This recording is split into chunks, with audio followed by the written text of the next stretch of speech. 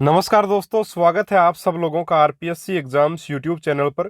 प्यारे साथियों, अपन read psychology की टेस्ट सीरीज में कार्य कर रहे हैं और टॉपिक वाइज टेस्ट सीरीज अपनी चल रही है, जिसमें कोशिका का भाग 2 आज करेंगे। कोशिका का भाग 1 अपन लोग कर चुके हैं साथियों कल के वीडियो में, जिसमें 50 प्रश्न किए थे। आज 51 से लेकर के 100 प्रश्नों तक अपन करेंगे, यानी 50 प्रश्न आज भी अपन करेंगे। कल आपका कोशिका का तीसरा पार्ट आएगा और कोशिका फिर टॉपिक आपका समाप्त हो जाएगा। और साथियों, इन 147 प्रश्नों से बाहर मुझे नहीं लगता कि प्रश्न बनेगा, तो पूरी सीरीज देखिए, पूरे प्रश्न कीजिए, तभी आपको बेनिफिट मिलेगा मित्रों। चलिए बिना समय गवाए शुरू कर लेते हैं आज की अपनी टेस्ट सीरीज को। पहला आपका प्रश्न है, आशय रिक्तिकाएं तथा कुंडलिकाएं पाई जाती हैं गोल्जिकाएं में, अंतःधर्वी जालिका में, माइटोकॉन्ड्रिया में या लवक में। तो देखिए साथियों, जो आपकी आशय रिक्तिकाएं कुंडलिकाएं जो होती हैं वो आपकी कहाँ पाई जाती हैं? गोल्जिकाएं में पाई जाएंगी। तो ऑप्शन नंबर 1 जो है वो मित्रों यहाँ पे आपका सही आंसर रहेगा। देखिए साथियों, अगर आपको मैटर अच्छा लग रहा है तो चैनल को सब्सक्राइब जरूर करें आप लोग, तभी आपको नोटिफिकेशन वगैरह मिल पाएंगे। सब्सक्राइब करने के बाद आपको जो बेल आइकन का निशान आता है उसको प्रेस कीजिए और नोटिफिकेशन को ऑल पे कीजिए, ताकि आपको नोटिफिकेशन जो है हमेशा मिले, कभी भी नोटिफिकेशन आपका मिस ना हो। इसके अलावा आप हमारे टेलीग्राम ग्रुप से जुड़ सकते हैं। अगर आपके पास नोटिफिकेशन नहीं आता है, टेलीग्राम ग्रुप पे मैं वीडियो डाल देता हूँ, जैसे ही डालता हूँ तो उससे भी आप सीधे वहाँ से भी आप जो देख सकते हैं वीडियो को। दूसरा आपका प्रश्न, कोशिका का कौन सा कोशिकांग शर्करा, प्रोटीन व पेक्टिन के संश्लेषण व स्रवण का कार्य करता है? तारक काय, गोल्जी काय, माइटोकॉन्ड्रिया और अंतःधर्वी जालिका। तो देखिए साथियों, यहाँ पे सही आंसर आपका क्या रहेगा? ऑप्शन नंबर 2 जो है वो बिल्कुल सही रहेगा। गोल्जी काय जो है वो शर्करा और प्रोटीन, पेक्टिन, इन तीनों का संश्लेषण भी करता है और स्रवण भी करता है। तो ऑप्शन नंबर 2 बिल्कुल सही आंसर होगा, है ना। ध्यान रखिएगा, आरपीएससी बोर्ड की जो आरबीएससी बोर्ड की जो आपकी 9वीं क्लास की पुस्तक है उसमें दिया गया है गोल्जिकाई में। तो ऑप्शन नंबर 2 मित्रों यहाँ पे सही आंसर रहेगा। अगला आपका प्रश्न की प्रत्येक तारक काय में कितने तारक केंद्र होते हैं? ठीक है, 1 होता है, 2 होता है, 3 होता है या 4 होते हैं? तो सबको पता है कि कितने तारक केंद्र होते हैं मित्रों, 2 तारक केंद्र होते हैं। ऑप्शन नंबर 2 जो है वो सही आंसर यहाँ पे आपका हो जाएगा। चलिए अगला प्रश्न है प्रश्न नंबर 54। तारक काय के लिए सत्य कथन है: 1, यह केंद्रक के निकट तारे के समान आकृति होती है। दूसरा, तारक केंद्र एक दूसरे के लंबवत होते हैं। तीसरा, तारक काय की खोज वॉन बेंडेन ने की थी। और 4 है उपयुक्त सभी। तो यहाँ पे उपयुक्त सभी सही है। देखिए, इस प्रकार के प्रश्नों का फायदा यह है कि 3 चीजें, यानी तारक काय का लगभग मैटर इसी में आपके समाप्त हो गया। इसकी स्थिति कहाँ पे है? केंद्र के पास में है। तारक केंद्र जो भाई, तारक काय में 2 तारक केंद्र पाए जाएंगे और दोनों एक दूसरे के क्या होंगे? लंबवत होंगे, 90 डिग्री के कोण पे होंगे। ठीक है। तीसरा आपका, तारक काय की खोज किसने की? वॉन बेंडेन ने। ऑप्शन नंबर 3 मित्रों यहाँ पे आपका सही आंसर जो वो सॉरी ऑप्शन नंबर 4 यहाँ पे सही आंसर आपका रहेगा। अगला प्रश्न मित्रों, कौन सा कोशिकांग शुक्राणु की पुंछ का निर्माण करता है? रिक्तिका, राइबोसोम, तारक काय या केंद्रक? तो इसका आंसर भी क्या होगा? तारक काय ही होगा। शुक्राणु की जो पुंछ होती है उसका निर्माण कौन करता है मित्रों? तारक काय करता है। ऑप्शन नंबर 3 सही आंसर है। अगला प्रश्न, कौन सा कोशिकांग सूक्ष्म जीवों में पाए जाने वाले गमन अंगों का आधार बिंदु बनाता है? तारक काय, राइबोसोम, माइटोकॉन्ड्रिया या गोल्जी काय? तो देखिए, कोशिकांग सूक्ष्म जीवों में जाने वाले गमन अंगों का आधार बिंदु बनाता है, तो वो भी आपका कौन है? तारक काय ही होगा। ऑप्शन नंबर 1 इसका सही आंसर आपका रहेगा। चलिए अगला प्रश्न, किस कोशिका की झिल्ली किस कोशिका की झिल्ली को टोनोप्लास्ट कहा जाता है? किस कोशिका की झिल्ली को साथियों टोनोप्लास्ट कहते हैं? ऑप्शन 1 है तारक काय, दूसरा रिक्तिका, तीसरा है आपका लवक और चौथा आपका माइटोकॉन्ड्रिया। तो मित्रों इसका आंसर रहेगा रिक्तिका। रिक्तिका की जो झिल्ली होती है उसको क्या कहा जाता है? टोनोप्लास्ट कहा जाता है। तो ऑप्शन 2 मित्रों यहाँ पे आपका सही आंसर रहेगा। 58वां प्रश्न की, रिक्तिका में उपस्थित द्रव्य को क्या कहा जाता है? तो रिक्तिका में उपस्थित द्रव्य को साथियों कोशिका द्रव्य, जीव द्रव्य, कोशिका रस या रिक्तिका रस, इसमें से क्या कहेंगे? तो देखिए, कोशिका द्रव्य तो नहीं कहेंगे, जीव द्रव्य भी नहीं कहेंगे, क्योंकि जीव द्रव्य कोशिका द्रव्य तो एक ही बात है। रिक्तिका रस नाम जो वो नहीं दिया गया, इसको कोशिका रस बोला जाता है। रिक्तिका में क्या पाया जाता है? कोशिका रस जो है वो रिक्तिका में पाया जाता है। तो ऑप्शन नंबर 3 जो है वो मित्रों आपका यहाँ पे सही आंसर इसका रहेगा। अगला प्रश्न, पादप कोशिका में भोजन किस रूप में संचित होता है? ग्लाइकोजन, स्टार्च, उपयुक्त दोनों या ग्लूकोज? तो मित्रों, पादप कोशिकाओं में तो भोजन जो है ग्लूकोज स्टार्च में एक प्रकार से कार्बोहाइड्रेट वगैरह में जो होता है। वहीं अगर जीवों की बात करें तो जंतु कोशिका में ग्लाइकोजन के रूप में होगा। तो पादप कोशिका की बात की जा रही है तो ऑप्शन नंबर 2 जो वो मित्रों बिल्कुल सही आंसर आपका रहेगा। चलिए आगे बढ़ते हैं। अगला प्रश्न, केंद्रक की खोज किसने की? रॉबर्ट ब्राउन ने 1831 में, दूसरा है रॉबर्ट हुक ने 1831 में, तीन है ल्यूवेन होक ने 1831 में, और चौथा है वॉन बेंडेन ने 1831 में। तो वॉन बेंडेन ने तो तारककाय की थी। तो यहाँ पे सही आंसर आपका क्या रहेगा? केंद्रक की खोज पूछा है तो रॉबर्ट ब्राउन आएगा 1831 में। ऑप्शन नंबर 1 मित्रों इसका सही आंसर होगा। रॉबर्ट हुक और ल्यूवेन हुक को मैं बता चुका हूँ कोशिका से संबंधित है। चलिए आगे बढ़ते हैं। अगला आपका प्रश्न, निम्नलिखित में से किसमें केंद्रक नहीं पाया जाता है साथियों? तंत्रिका कोशिका में, परिपक्व चालनी नलिकाओं में, अमीबा में या पैरामीशियम में? तो अपन सब लोग जानते हैं कि आरबीसी में जो है साथियों केंद्रक नहीं पाया जाता है, लेकिन इसके अलावा परिपक्व जो चालनी नलिकाएं होती हैं, ठीक है, परिपक्व चालनी नलिकाओं में भी पादपों में पाई जाती हैं साथियों, और इनमें भी केंद्रक नहीं पाया जाता। तो अगर अपन देखें आरबीसी को तो आरबीसी में भी नहीं पाया जाता, और पादपों में परिपक्व जो चालनी नलिकाएं होती हैं उनमें भी केंद्रक नहीं पाया जाता है। तो ऑप्शन नंबर 2 जो वो मित्रों सही आंसर आपका यहाँ पे रहेगा। अगला प्रश्न, पादप कोशिका में केंद्रक मध्य में ना होकर परिधि की ओर होता है, इसका कारण क्या है? सब लोगों को पता है, क्योंकि पादप कोशिकाओं में क्या पाई जाती हैं साथियों? रिक्तिकाएं जो होती हैं वो बड़े आकार की होती हैं, ठीक है, काफी बड़ी आकार की वो होंगी। तो ऑप्शन नंबर 3 इसका सही आंसर आपका हो जाएगा। अगला प्रश्न, किस कोशिकांग में क्रोमेटिक जालिका पाई जाती है? केंद्रक में, माइटोकॉन्ड्रिया में, लाइसोसोम में या गोल्जी काय में? तो क्रोमेटिक जालिका कहाँ पाई जाती है मित्रों? तो ये पाई जाएंगी आपकी केंद्रक में। ऑप्शन नंबर 1 सही रहेगा। अगला प्रश्न, निम्न में से असत्य कथन है। 1, जंतु कोशिका में हरित लवक नहीं पाया जाता। दूसरा, पादप कोशिकाओं में तारककाय अनुपस्थित होते हैं। तीसरा, जंतु कोशिकाओं में गोल्जिकाय पादपों की अपेक्षा कम विकसित होते हैं। और चौथा ऑप्शन है, जंतु कोशिका में भोजन का संचय ग्लाइकोजन के रूप में होता है। तो ऑप्शन नंबर 1 जो है वो आपका क्या दे रखा है? देखिए, जंतु कोशिका में हरित लवक नहीं होते, तो ये बिल्कुल सत्य कथन है, तो ये तो आंसर नहीं होगा। अगला, पादप कोशिकाओं में तारककाय अनुपस्थित होता है, ठीक है, तो ये जो बात है पादप कोशिकाओं के लिए बिल्कुल ठीक है, तारककाय पादप कोशिकाओं में साथियों नहीं पाया जाता, ठीक है, तो पहली और दूसरी बात तो सही है। तीसरी है कि जंतु कोशिकाओं में गोल्जिकाए पादपों की अपेक्षा कम विकसित होते हैं, तो ये कथन सही नहीं है। जंतु कोशिका में भी पूर्ण रूप से विकसित गोल्जिकाए जो पाया जाता है। तो ऑप्शन नंबर 3 जो है वो यहाँ पे मित्रों आपका सही आंसर हो जाएगा, क्योंकि ये कथन जो है वो आपका असत्य कथन है। चलिए आगे बढ़ते हैं। अगला प्रश्न, कोशिका फूल जाएगी यदि 1, कोशिका के भीतर जल के अणुओं की सांद्रता उसके बाहर चारों ओर उपस्थित जल के अणुओं की सांद्रता से अधिक हो।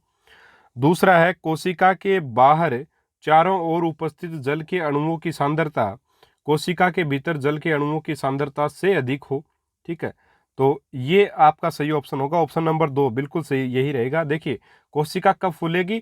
जब कोशिका के बाहर चारों ओर उपस्थित जो जल के अणु हैं उनकी सांद्रता जो है वो अधिक, कोशिका के भीतर जल के अणुओं की सांद्रता से अधिक हो। तो ऑप्शन नंबर 2 जो वो मित्रों आपका बिल्कुल सही आंसर जो है वो रहेगा। तो ऑप्शन नंबर 2 यहाँ पे आप सही करिएगा। बहुत अच्छा प्रश्न है और आपकी पुस्तक से ही लिया गया प्रश्न है, ये भी 9वीं क्लास की पुस्तक से। चलिए आगे बढ़ते हैं। अगला प्रश्न, गुणसूत्र बने होते हैं डीएनए से, प्रोटीन से, डीएनए और प्रोटीन दोनों से, या आरएनए से? तो गुणसूत्र जो बने होते हैं मित्रों वो डीएनए और प्रोटीन दोनों से बने होते हैं। तो ऑप्शन नंबर 2 सही रहेगा। चलिए अगला प्रश्न आपका, इनमें से कौन सा कार्य राइबोसोम का नहीं है? यह प्रोटीन अणुओं के निर्माण में सहायता करता है, तो ये तो बिल्कुल है इसका कार्य। कौन सा कार्य नहीं है ये पूछा है। दूसरा, यह एंजाइमों के निर्माण में सहायता करता है। तीसरा, यह हार्मोनों के निर्माण में सहायता करता है। और चौथा, यह स्टार्च अणुओं के निर्माण में सहायता करता है।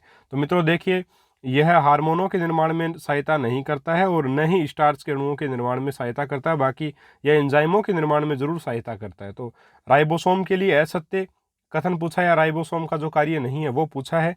तो ऑप्शन नंबर 3 और 4 जिसमें भी ऑप्शन नंबर डी में है, तो डी यहाँ पे बिल्कुल सही आंसर आपका हो जाएगा। चलिए आगे बढ़ते हैं। अगला प्रश्न, परासरण की कुछ परिभाषाएं दी गई, इनमें से सही परिभाषा चुनिए। 1, अर्धपारगम्य झिल्ली से होकर अर्धपारगम्य झिल्ली से होकर जल के अणु का अपनी अधिक सांद्रता वाले क्षेत्र से निम्न सांद्रता वाले क्षेत्र की ओर जाना परासरण कहलाता है। दूसरा, विलायक अणुओं का अधिक सांद्रता से निम्न सांद्रता की ओर जाना। तीसरा है पारगम्य झिल्ली से होकर विलायक अणुओं का अधिक सांद्रता से निम्न सांद्रता वाले विलयन की ओर जाना। और चौथा ऑप्शन है अर्ध पारगम्य झिल्ली से होकर विलय अणुओं का निम्न सांद्रता वाले विलयन से अधिक सांद्रता वाले विलयन की ओर जाना। तो देखिए मित्रों, इसका सही जो आंसर रहेगा वो रहेगा ऑप्शन नंबर 1, अर्ध पारगम्य झिल्ली से होकर जल के अणु का अपनी अधिक सांद्रता वाले क्षेत्र से निम्न सांद्रता वाले क्षेत्र की ओर जाना। ऑप्शन नंबर 1 यहाँ पे आपका सही आंसर रहेगा। चलिए आगे बढ़ते हैं। अगला प्रश्न, निम्नलिखित में से किसके चारों ओर एकल झिल्ली का आवरण होता है? माइटोकॉन्ड्रिया, केंद्रक, लाइसोसोम या लवक? तो मित्रों इसमें बताएंगे अपन। तो सही आंसर जो रहेगा वो रहेगा लाइसोसोम। लाइसोसोम के चारों तरफ एकल झिल्ली युक्त आवरण होता है, जबकि केंद्रक, माइटोकॉन्ड्रिया और लवक ये तीनों जो वो साथियों दोहरी झिल्ली युक्त कोशिकांग, ध्यान में रखिएगा इनको। चलिए आगे बढ़ते हैं। अगला प्रश्न आपका, कौन सा कोशिकांग कोशिका के अंदर विषैले पदार्थ एवं औषधि को आविष रहित करने में मुख्य भूमिका निभाता है? यानी आविष रहित मतलब विष को हटाने के लिए ना। गोल्जी उपकरण, दूसरा लाइसोसोम, तीसरा चिकनी अंतर्द्रव्य जालिका और चौथा रसधानी। तो मित्रों इस प्रश्न का आंसर जो होगा वो होगा आपका 17 नंबर प्रश्न का आपकी सही आंसर रहेगा चिकनी अंतर्द्रव्य जालिका। बिल्कुल, किसको आविष रहित करने में मुख्य भूमिका। तो निश्चित रूप से इसका आंसर जो है वो आपका सही आंसर रहेगा चिकनी अंतर्द्रव्य जालिका। ठीक है, चिकनी अंतर्द्रव्य जालिका जो इसका सही उत्तर रहेगा। बिल्कुल, चलिए आगे बढ़ते हैं। अगला प्रश्न, कोशिका झिल्ली निर्माण के लिए आवश्यक प्रोटीन और लिपिड का उत्पादन निम्नलिखित द्वारा किया जाता है? अंतर्द्रव्य जालिका द्वारा, गोल्जी उपकरण के द्वारा, कोशिका झिल्ली द्वारा या माइटोकॉन्ड्रिया द्वारा? तो कोशिका झिल्ली निर्माण के लिए आवश्यक प्रोटीन और लिपिड का जो उत्पादन करता है वो कौन करता है मित्रों? तो वो करता है आपका अंतःद्रव्य जालिका। ऑप्शन नंबर 1 जो है वो बिल्कुल सही आंसर इसका रहेगा। ठीक है, चलिए आगे बढ़ते हैं। देखिए, क्योंकि अंतर्द्रव्य जालिका में जो खुरदरी अंतर्द्रव्य जालिका होती है उसके ऊपर राइबोसोम पाए जाते हैं और वो आपके प्रोटीन संश्लेषण का कार्य करते हैं। ठीक है, ऑप्शन नंबर 1 सही होगा। अगला प्रश्न, सरल शर्करा को जटिल शर्करा में बदलने वाला कोशिकांग कौन सा है? तो ये तो बिल्कुल आसान है। सरल शर्करा को जटिल शर्करा में बदलता है वो आपका गोल्जी काय है। ऑप्शन नंबर 3 सही होगा यहाँ पे। चलिए अगला प्रश्न, अमीबा जिस प्रक्रिया के द्वारा भोजन प्राप्त करता है वह क्या कहलाती है? बही कोशिका, अंतः कोशिका, प्रद्रव्यलयन और 1 व 2 दोनों? तो यहाँ पे ऑप्शन नंबर 2 सही होगा मित्रों, अंतः कोशिका। ठीक है, अमीबा जिस क्रिया के द्वारा भोजन प्राप्त करता है वो है अंतः कोशिका। देखिए होता क्या है, अमीबा इस प्रकार की आकृति एक प्रकार से होती है। मान लीजिए यहाँ पे कोई भोजन का कण है, या अपन थोड़ा पास में मान लीजिए यहाँ पे कोई ये भोजन का कण जो वो हो गया आपका, तो अमीबा क्या करेगा, इसके चारों तरफ अपने शरीर को बढ़ाना शुरू कर देगा और धीरे धीरे इस भोजन को अपने अंदर ले लेगा। आगे कोई भोजन है तो इस प्रकार से फिर से अपने शरीर को बढ़ाना शुरू कर देगा और अपने शरीर के अंदर ले लेगा। तो ये अंतः कोशिका होगा। ऑप्शन नंबर 2 मित्रों इसका सही आंसर जो वो रहेगा। अगला प्रश्न, सिल्वर नाइट्रेट का घोल किसके अध्ययन में इस्तेमाल होता है? अंतर्द्रव्य जालिका के, गोल्जी काय के, माइटोकॉन्ड्रिया के, लाइसोसोम के? तो सिल्वर नाइट्रेट का जो घोल है साथियों उसका उपयोग करते हैं हम गोल्जी काय के अध्ययन के लिए। ऑप्शन नंबर 2 मित्रों यहाँ पे आपका सही आंसर रहेगा। आपके एनसीईआरटी की किताब का ये प्रश्न। अगला प्रश्न है कि केंद्रक के अलावा वह कौन सा कोशिकांग है जिसमें डीएनए पाया जाता है? तो डीएनए आपके माइटोकॉन्ड्रिया में पाया जाएगा। कल भी मैंने आपको बताया इसमें डीएनए भी पाया जाता है और आपका राइबोसोम भी इसमें पाया जाता है। राइबोसोम के लिए बोलते हैं कि सिर्फ खुरदरी अंतर्द्रव्य जालिका पर होता है, जबकि ऐसा नहीं है, माइटोकॉन्ड्रिया में भी राइबोसोम जो वो पाया जाता है। ठीक है साथियों, ऑप्शन नंबर 2 जो वो सही आंसर आपका यहाँ पे रहेगा। अगला आपका प्रश्न है कि निम्नलिखित में से किसको कोशिका की रसोई कहा जाता है? माइटोकॉन्ड्रिया को, अंतर्द्रव्य जालिका को, गोल्जी काय को या हरित लवक को?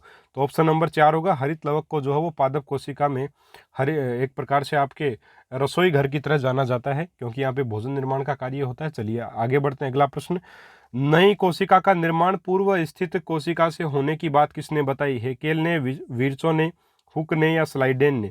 तो नई कोशिका का निर्माण पूर्व कोशिका से हो ऐसी बात किसने कही है साथियों? विर्चो ने कही है। ऑप्शन नंबर 2 मित्रों इसका सही आंसर होगा। चलिए आगे बढ़ लेते हैं। अगला आपका प्रश्न है कि प्रोकैरियोटिक कोशिकाओं में दिखने वाला एकमात्र कोशिकांग है? कौन सा कोशिकांग है वो जो दिखता है प्रोकैरियोटिक कोशिकाओं में भी? माइटोकॉन्ड्रिया है, राइबोसोम, लवक या केंद्रक? तो मित्रों इसमें केवल राइबोसोम दिखाई देता है, बाकी माइटोकॉन्ड्रिया हुआ, लवक हुआ, केंद्रक हुआ, ये दिखाई नहीं देंगे। क्यों नहीं देंगे दिखाई? क्योंकि दोहरी झिल्ली युक्त कोशिकांग और दोहरी झिल्ली युक्त कोशिकांग जो प्रोकैरियोटिक कोशिका में अनुपस्थित होते हैं। या फिर अगर होते हैं तो आपको दिखाई नहीं देंगे। तो ऑप्शन नंबर 3 जो मित्रों बिल्कुल सही आंसर आपका रहेगा। ठीक है, और बोला भी जाता है कि प्रोकैरियोटिक जो कोशिकाएं हैं उनमें केंद्रक जो है वो झिल्ली रहित केंद्रक होगा। तो ऑप्शन नंबर आपका 2 सही होगा। अगला आपका प्रश्न, लाइसोसोम उत्पन्न होते हैं अंतःद्रव्य जालिका से, गोल्जी उपकरण से, केंद्रक से या माइटोकॉन्ड्रिया से? तो लाइसोसोम जो है वो किससे उत्पन्न होते हैं मित्रों? तो सब लोग जानते हैं कि लाइसोसोम जो वो गोल्जी उपकरण से उत्पन्न होते हैं। किससे उत्पन्न होंगे? गोल्जी उपकरण से, गोल्जी काय से जो वो उत्पन्न होते हैं। चलिए आगे बढ़ते हैं। अगला प्रश्न, निम्नलिखित कथनों में से विसंगत कथन को चुनना है अपने को। 1, अर्धपारगम्य झिल्ली से होकर जाने वाले जल की गति उसमें घुले हुए पदार्थ की मात्रा से प्रभावित होती है। दूसरा, झिल्ली कार्बनिक अंगों जैसे प्रोटीन और लिपिड से बनी होती है। अगला है तीसरा ऑप्शन की कार्बनिक विलायक में घुलनशील अणु झिल्ली में से होकर आसानी से गुजर जाते हैं। और चौथा है पादपों में कोशिका झिल्ली में काइटिन शर्करा होती है। तो देखिए यहाँ पे आपको बताना क्या है कि निम्नलिखित में से विसंगत कथन जो अलग है उसको चुनना है। ठीक है, तो यहाँ पे आप देखेंगे कि पहली जो चीज़ है कि एक प्रकार से अर्धपारगम्य झिल्ली से होकर, ठीक है, झिल्ली के बारे में अपन जो बात की जा रही है यहाँ पे। और यहाँ पे देखिए एक प्रकार से आपके जंतु कोशिका की अपन बात करते हैं ना, और यहाँ पे किसकी बात है? पादप में कोशिका झिल्ली में काइटिन शर्करा पाई जाती है। तो काइटिन शर्करा यहाँ पे एक अलग है, तो विसंगति कथन पूछ रहा था। तो ऑप्शन नंबर 4 मित्रों इसका सही आंसर जो वो रहेगा। अगला आपका प्रश्न कि कौन सी कोशिका में छिद्रित कोशिका भित्ति नहीं होती है? वाहिनिकाओं में, सहचर कोशिकाओं में, चालनी नलिकाओं में या वहिकाओं में? तो वाहिनिकाएं और वहिकाएं दोनों अलग अलग हैं। कौन सी कोशिका में छिद्रित कोशिका भित्ति नहीं होती है? तो छिद्रित कोशिका भित्ति नहीं होती आपकी सहचर कोशिकाओं में। तो सहचर जो कोशिकाएं हैं उनमें छिद्रित कोशिका भित्ति नहीं होती। ऑप्शन नंबर 2 सही होगा। अगला प्रश्न, निम्नलिखित में से कौन से उत्तक में मर्त कोशिका पाई जाती है? तो साथियों मर्दूतक उत्तक में नहीं पाई जाएगी बल्कि दृढ़ोतक में पाई जाएगी। काफ़ी बच्चे मृत कोशिका से मर्दूतक कर देते हैं, लेकिन मर्दूतक में आपकी मृत कोशिका नहीं पाई जाती बल्कि दृढ़ोतक में पाई जाएगी। तो ऑप्शन 2 सही रहेगा यहाँ पे। चलिए आगे बढ़ते हैं। अगला प्रश्न, निम्नलिखित में से किसमें परिपक्वता के समय केंद्रक लोप नहीं होता है? सहचर कोशिकाओं में, लाल रुधिर कणिकाओं में, वाहिकाओं में या चालनी नलिका कोशिकाओं में? तो साथियों केंद्रक का लोप नहीं होता है किसके समय? परिपक्वता के समय। तो वह आपकी सहचर कोशिकाएं। ऑप्शन नंबर 1 जो है वो आपका यहाँ पे मित्रों बिल्कुल सही आंसर रहेगा। अगला आपका प्रश्न, त्वचा का रंग किस वर्णक के कारण होता है? मेलानिन, जेंथोफिल, कैरोटीन या क्लोरोफिल? तो त्वचा का रंग किसके कारण होगा मित्रों? मेलानिन के कारण जो वो त्वचा का रंग होता है, मेलानिन। ठीक है, याद रखिएगा इसको, मेलानिन जो वर्णक है उसकी वजह से त्वचा का रंग होता है। अगला आपका प्रश्न, क्रिस्टी पाई जाती है माइटोकॉन्ड्रिया की बाह्य झिल्ली पर, माइटोकॉन्ड्रिया की आंतरिक झिल्ली पर, राइबोसोम में या चौथा ऑप्शन है लाइसोसोम में। इसी कारण लाइसोसोम को कोशिका की आत्मघाती थैली कहा जाता है। तो मित्रों क्रिस्टी जो पाई जाती है वो आपकी पाई जाएगी माइटोकॉन्ड्रिया की आंतरिक झिल्ली पर। ऑप्शन नंबर 2 जो है वो बिल्कुल सही आंसर यहाँ पर रहेगा। अगला प्रश्न, किस कोशिकांग में कोशिका के श्वसनांग पाए जाते हैं? माइटोकॉन्ड्रिया में, गोल्जी काय में, केंद्रक में या लाइसोसोम में? तो मित्रों कोशिका का श्वसनांग किसे कहते हैं? ऑक्सीसोम को कहते हैं। किसको बोलते हैं? ऑक्सीसोम को जो वो बोला जाता है। और ऑक्सीसोम कहाँ पाया जाता है? ऑक्सीसोम साथियों माइटोकॉन्ड्रिया में जो पाया जाएगा। और माइटोकॉन्ड्रिया में भी अगर बात करें अपन तो माइटोकॉन्ड्रिया में पाया जाएगा। बिल्कुल ऑप्शन नंबर 1 जो है वो यहाँ पे आपका बिल्कुल सही आंसर जो वो रहेगा। ठीक है, क्रिस्टी के अंदर ये पाए जाते हैं। तो क्रिस्टी जो वो आंतरिक झिल्ली में पाई जाएगी माइटोकॉन्ड्रिया में, और उसके ऊपर आपके जो असंख्य संवर्त कण होंगे उनको अपन क्या बोलते हैं? ऑक्सीसोम बोलते हैं। तो ऑप्शन नंबर 1 जो वो सही आंसर यहाँ पे आपका रहेगा। अगला आपका प्रश्न, जीव द्रव्य में शामिल है? तो केंद्रक, कोशिकांग सारी चीज़ें ही आती हैं आपके कोशिका द्रव्य में या जीव द्रव्य में। तो ऑप्शन नंबर 4 ही सही होगा। अगला प्रश्न कि मनुष्य में सबसे बड़ी कोशिका है? तंत्रिका कोशिका, अंडाणु, शुक्राणु या माइकोप्लाज्मा? तो देखिए तंत्रिका कोशिका तो सबसे लंबी कोशिका है, सबसे लंबी कोशिका पूछे तो तंत्रिका कोशिका मित्रों। और मनुष्य में सबसे बड़ी कोशिका है तो वो अंडाणु है। सबसे बड़ी कोशिका मनुष्य की, मनुष्य में पूछा है तो सबसे बड़ी कोशिका अंडाणु होगी, और सबसे छोटी कोशिका आपकी क्या होगी, मनुष्य में सबसे छोटी कोशिका शुक्राणु होगी, और माइकोप्लाज्मा वैसे पूरे जीव जगत में ही सबसे छोटी कोशिका होती है। तो समझे होंगे बातों को, उम्मीद है। तो ऑप्शन नंबर 2 जो वो बिल्कुल सही आंसर यहाँ पे आपका रहेगा। अगला प्रश्न, जंतु कोशिका में सबसे बड़ा कोशिकांग है रिक्तिका, केंद्रक, माइटोकॉन्ड्रिया या अंतःद्रव्य जालिका? तो जंतु कोशिका में सबसे बड़ा कोशिकांग कौन सा है? तो रहेगा अंतःद्रव्य जालिका। ठीक है, ये ऑप्शन रहेगा जंतु कोशिका के लिए, अंतःद्रव्य जालिका सबसे बड़ा कोशिकांग इनमें होता है। अगला आपका प्रश्न, राइबोसोम, और देखिए आपकी रिक्तिकाएं जो है एक प्रकार से काफी बड़ी बड़ी होती हैं पादप कोशिका में, तो पादप कोशिका के लिए रिक्तिका होगा, लेकिन जंतु कोशिका के लिए अंतःद्रव्य जालिका ही रहेगा। अगला प्रश्न है कि राइबोसोम निर्माण में महत्वपूर्ण भूमिका निभाने वाला आरएनए कौन सा है? तो आरएनए के एम टाइप हैं, एमआरएनए, टीआरएनए, आरआरएनए। तो इसमें जो एक प्रकार से राइबोसोम के निर्माण में भूमिका निभाता है वो है आरआरएनए। ठीक है, ऑप्शन नंबर 3 सही होगा। अगला प्रश्न, निम्नलिखित में अर्ध स्वायत्तशासी अंग, साथियों कल भी मैंने वीडियो में बताया था कि माइटोकॉन्ड्रिया हुआ और आपका जो एक प्रकार से लवक होते हैं, ये आपके कोशिका में जीवाणु के प्रवेश से इनका निर्माण माना जाता है, इसलिए इनको अर्ध स्वायत्तशासी अंग भी कहा जाता है। तो आपका आंसर कौन सा रहेगा? यहाँ पे आपका आंसर मित्रों रह जाएगा ऑप्शन नंबर 4। ठीक है, लवक तथा माइटोकॉन्ड्रिया। अगला आपका प्रश्न, कोशिका का सबसे छोटा कोशिकांग कौन सा है? राइबोसोम है, रिक्तिका है, तारककाय है, लाइसोसोम? तो मित्रों इसका सही आंसर है राइबोसोम। कोशिका का सबसे छोटा कोशिकांग जो है वो राइबोसोम आपका रहेगा, चाहे पादप की बात की जाए चाहे आपकी जंतु कोशिका की बात की जाए। ऑप्शन नंबर 1 सही होगा। अगला प्रश्न, निम्न में से किस कोशिका द्रव्य कोशिकांग को यूकेरियोटिक कोशिकाओं के भीतर प्रोकैरियोटिक कोशिकाएं माना जाता है? गोल्जिकाएं, सूत्रकणिका या माइटोकॉन्ड्रिया, लाइसोसोम या पेरोक्सिसोम? तो देखिए प्यारे साथियों, जो आपका माइटोकॉन्ड्रिया होता है और आपका जो लवक होता है, उनको खुद को एक प्रकार से माइटोकॉन्ड्रिया को तो खुद को भी एक कोशिका ही माना जाता है। किस प्रकार की कोशिका? प्रोकैरियोटिक टाइप की कोशिका, जिसमें खुद का केंद्रक नहीं होता है ना। तो यहाँ पे सूत्रकणिका सही आंसर रहेगा, यानी कि माइटोकॉन्ड्रिया बिल्कुल सही आंसर यहाँ पे रहेगा। ठीक है, चलिए अगला आपका प्रश्न है कि कोशिका झिल्ली की प्रवृत्ति क्या है? पारगम्य, अर्धपारगम्य, गैर पारगम्य या स्वतंत्र पारगम्य? तो कोशिका झिल्ली की जो प्रवृत्ति है मित्रों वो आपकी कैसी है? अर्धपारगम्य है। ऑप्शन नंबर 2 जो है वो इसको सही जो है वो करेगा। तो सही आंसर इसका ऑप्शन नंबर 2 रहेगा। अगला आपका प्रश्न, कोशिका भित्ति की प्रवृत्ति कैसी है? भाई आपकी कोशिका झिल्ली की जो प्रवृत्ति है वो तो आपकी अर्धपारगम्य है, लेकिन कोशिका भित्ति की प्रवृत्ति कैसी है मित्रों? पारगम्य है, अर्धपारगम्य है, गैर पारगम्य है या इनमें से कोई नहीं है? तो बताना चाहूंगा कि कोशिका भित्ति की जो प्रवृत्ति होगी वो आपकी कैसी होगी? पारगम्य होगी। ऑप्शन नंबर 1 जो वो सही रहेगा। तो ध्यान में रखिएगा, कोशिका भित्ति पारगम्य प्रवृत्ति की है, जबकि कोशिका झिल्ली की जो प्रवृत्ति है वो आपकी अर्धपारगम्य है। चलिए आगे बढ़ते हैं। 96वां प्रश्न अपना, निम्नलिखित में से किसे जीवन का भौतिक आधार माना गया है? कोशिका भित्ति को, जीव द्रव्य को, जीन को या गुणसूत्र को? तो रासायनिक आधार जीन को माना गया है मित्रों, लेकिन भौतिक आधार पूछा, इसलिए जीव द्रव्य यहाँ पे आंसर होगा ऑप्शन नंबर 2। चलिए आगे बढ़ते हैं। अगला प्रश्न, प्रोटीन संश्लेषण में निम्न कोशिकांगों की भूमिका सबसे अधिक महत्वपूर्ण है? लाइसोसोम और सेंट्रोसोम?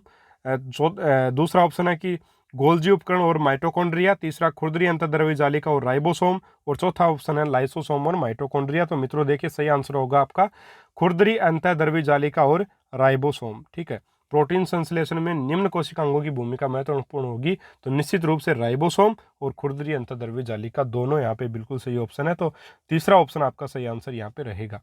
चलिए अगला प्रश्न, पेरोक्सिसोम का निर्माण किस कोशिकांग में होता है? माइटोकॉन्ड्रिया में होता है, केंद्रक में होता है, गोल्जिकाय में, अंतःद्रव्य जालिका में?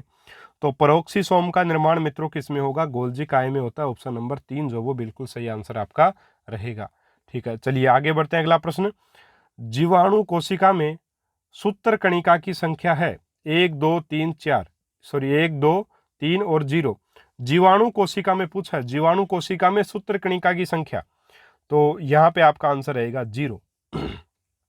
सूत्रकणिका किसको बोलते हैं साथियों? माइटोकॉन्ड्रिया को जो है वो सूत्रकणिका जो वो कहा जाता है। और जीवाणु कोशिका जो कि प्रोकैरियोटिक टाइप की कोशिकाएं होती हैं, इसलिए उनमें आपका माइटोकॉन्ड्रिया नहीं पाया जाएगा। तो ऑप्शन 4 यहाँ पे सही रहेगा। लास्ट प्रश्न इस वीडियो का, और उसके बाद में वीडियो को समाप्त करेंगे। काफ़ी लंबा वीडियो भी मेरे हिसाब से हो गया, गला भी जो है वो थोड़ा प्रॉब्लम में है। आपका अगला प्रश्न है कि श्वसन तथा ऊर्जा उत्पादन जैसी जैव रासायनिक क्रियाएं किस कोशिकांग में होती हैं मित्रों? तो श्वसन जैसी क्रियाएं जो है वो निश्चित रूप से ऑक्सीसोम जो वो श्वसन का ही कार्य करेंगे, श्वसनांग भी उनको बोलते हैं कोशिका का। और ऑक्सीसोम पाए कहाँ पे जाते हैं? वो ऑक्सीसोम माइटोकॉन्ड्रिया में पाए जाएंगे। तो जैव रासायनिक क्रिया श्वसन ऊर्जा उत्पादन यानी कि आपका पावर हाउस भी बोलते हैं माइटोकॉन्ड्रिया को, ऊर्जा उत्पादन के कारण ही एटीपी के रूप में करता है। जैव रासायनिक क्रियाएं भी इसमें होती हैं। तो ऑप्शन नंबर 1 जो वो बिल्कुल सही आंसर यहाँ पे आपका रहेगा। तो साथियों ये थे 51 से लेकर के 100 तक के आपके 50 महत्वपूर्ण प्रश्न, और टोटल 100 प्रश्न अपने कोशिका में हो चुके हैं। और कोशिका में मेरे हिसाब से अब आपका प्रश्न गलत नहीं होगा कभी भी, क्योंकि सारे प्रश्न किताबों से, देखिए किताबों से बेहतर कोई दुनिया में चीज ही नहीं है। राजस्थान बोर्ड की किताबें 2019-20 में जो चलने वाली थी, मेरे हिसाब से सबसे बेस्ट किताबें, एनसीईआरटी से भी काफी बेहतर किताबें हैं वो। तो अगर आपने वो पढ़ी है तो निश्चित ये प्रश्न आपके सही हुए होंगे। और पढ़िए फिर भी इनको कीजिए इन प्रश्नों को, क्योंकि रिवीजन होगा बहुत शानदार इनसे और बहुत आपको फायदा मिलेगा। ये सीरीज आपको नजर आएगी, देखिए इनमें से प्रश्न उठते हुए दिखेंगे आपको पेपर में, लगभग प्रश्न आपको यहीं से मिलेगा मेरे हिसाब से, क्योंकि कुछ छोड़ा ही नहीं है मैंने इसमें। साथियों मेहनत लगी है, लेकिन मेहनत का फल आपको जरूर से जरूर मिलेगा, ऐसी मुझे पूरी उम्मीद है। और यही मेरी कामना है कि आप सब लोग जो सफलता को हासिल करें। सब्सक्राइब कीजिएगा चैनल को अगर आप चैनल पर नए हैं, और वीडियो को ज़्यादा से ज़्यादा शेयर करें ताकि और बच्चे भी जुड़ सके अपने से। चलिए मिलेंगे साथियों अपन अगले वीडियो में और 47 महत्वपूर्ण प्रश्नों के साथ। तो तब तक के लिए नमस्कार, जय हिंद, जय भारत।